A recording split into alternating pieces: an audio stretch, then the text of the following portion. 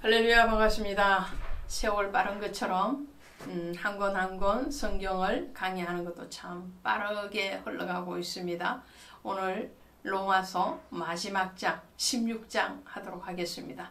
이 로마서는 그리 긴 책도 아니고 또 그렇다고 해서 굉장히 짧은 책도 아니죠.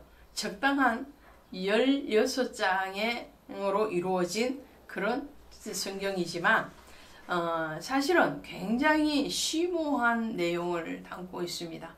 특별히 교리적인 면이 많기 때문에 이 신앙의 기초가 단단하지 않으면 이 로마서를 이해하고 또 그것을 받아들이기가 힘든 부분이 많습니다.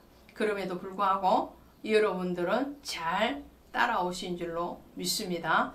자, 오늘 로마서 16장에 가시는데요. 16장에서 이 마지막 인사를 하는 것을 보게 돼요. 로마서뿐만 아니라 바울이 쓴 대다수의 책들의 특징이 있죠. 첫 번째로는 자기의 신분에 대해서 밝히고 간다라는 것이 특징입니다. 두 번째로는 문안인사로 출발을 하죠. 고린도 교회면 고린도 교회에게, 또 에베소 교회는 에베소 교인들에게, 오늘 로마처럼 로마에 있는 성도들에게 이렇게 문안인사를 합니다. 그리고 세 번째 특징은 먼저 칭찬을 해요. 격려의 말, 위로의 말, 칭찬의 말을 먼저 시작합니다. 고린도 교회가 굉장히 분쟁이 많고 문제가 많았잖아요. 그런데도 불구하고 이 고린도 교회에도 편지를 쓸 때 보면 칭찬을 하고 가거든요. 이제 다음 시간에 고린도 교회에 대해서 말을 할 텐데 이렇게 말을 합니다. 1장 고린도전서 1장에 가시면 7절에 대표적으로 너희가 모든 은사에 부족함이 없이 우리 주 예수 그리스도의 나타나심을 기다림이라.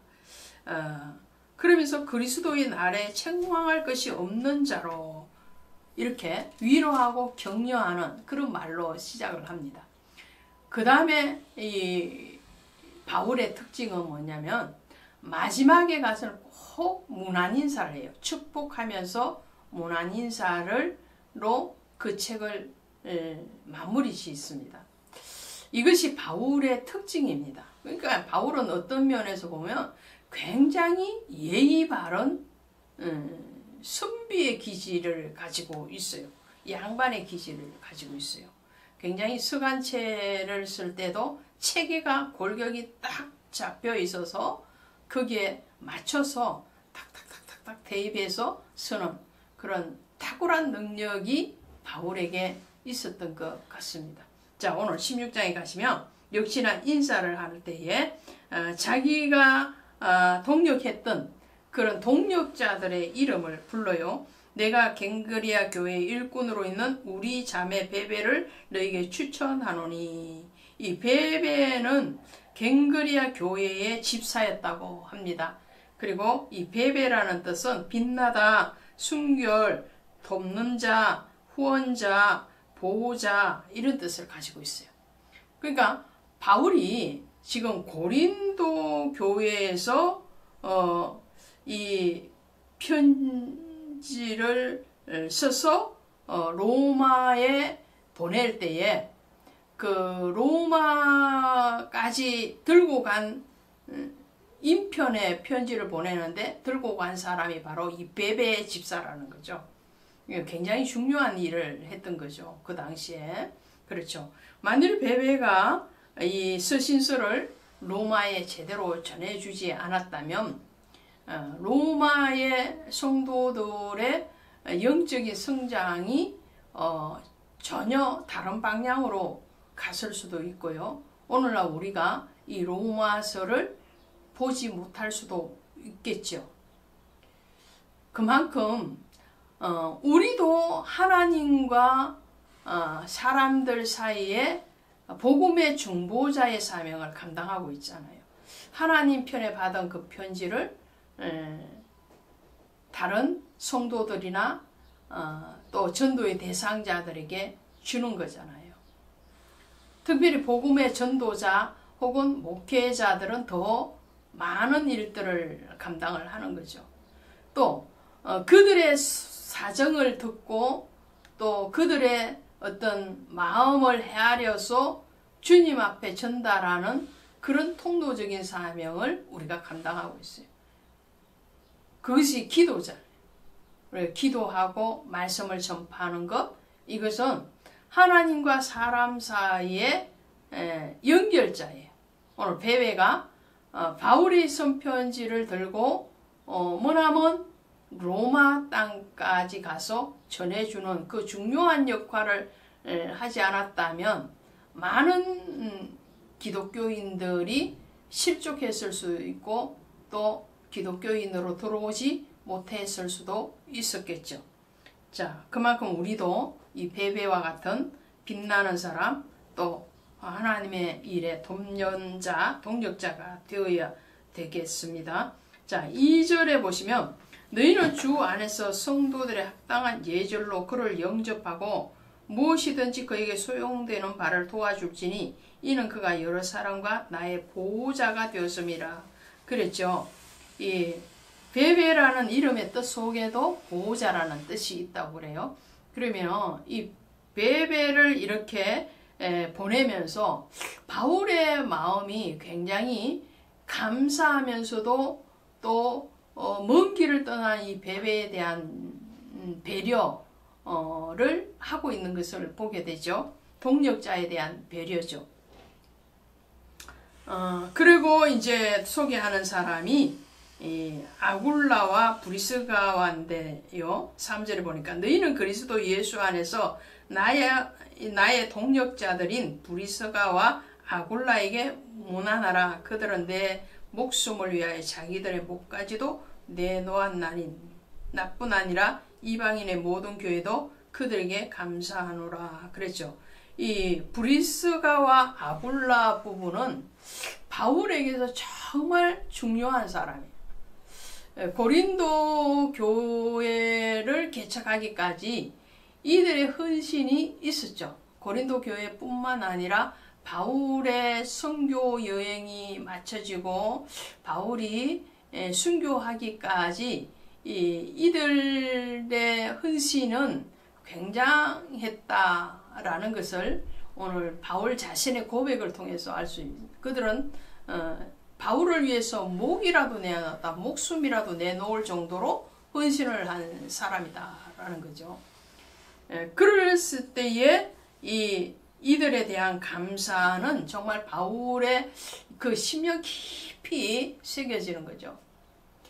우리가 인생을 살아가면서 많은 사람들을 만나고 헤어집니다. 어쩌면 인생은 만남과 헤어짐의 연속이라 할 수도 있죠. 부모와 자식 간의 첫 만남. 그러나 어느 시점 되면 그 부모를 떠나보내고 또 다른 사람들을 만나고 이렇게 수많은 만남 가운데에서도 정말 가슴 속에 깊이 언제 생각해도 떠오르는 그 사람, 특별히 악한 편이나 원수됨의 편이 아니라 감사함으로 사랑함으로 내 심령 깊이 기억되어지는 그 사람이 있다는 것은 엄청난 축복인 거죠.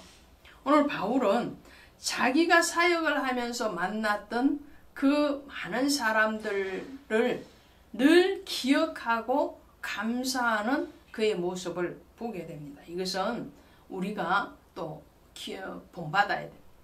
원수는 뭐라고요? 물의 세계에 흘러보내라 이런 거죠. 근데 나에게 은혜를 주고 또 나에게 동력되어진 그 사람은 우리의 뼈에 새기듯이 마음 깊이 새겨야 되는 거예요. 자, 그러면서 여러 사람을 문안합니다. 그리고 난 뒤에 바울은 이렇게 말을 하는 거예요. 여러 사람이 나오죠. 지금 내가 8절에 보시니까 또 주 안에서 내 사랑하는 암블리에게 문안하라. 그리스도 안에서 우리의 동력장 우르바노에게 나의 사랑하는 스다구에게서 문안하라.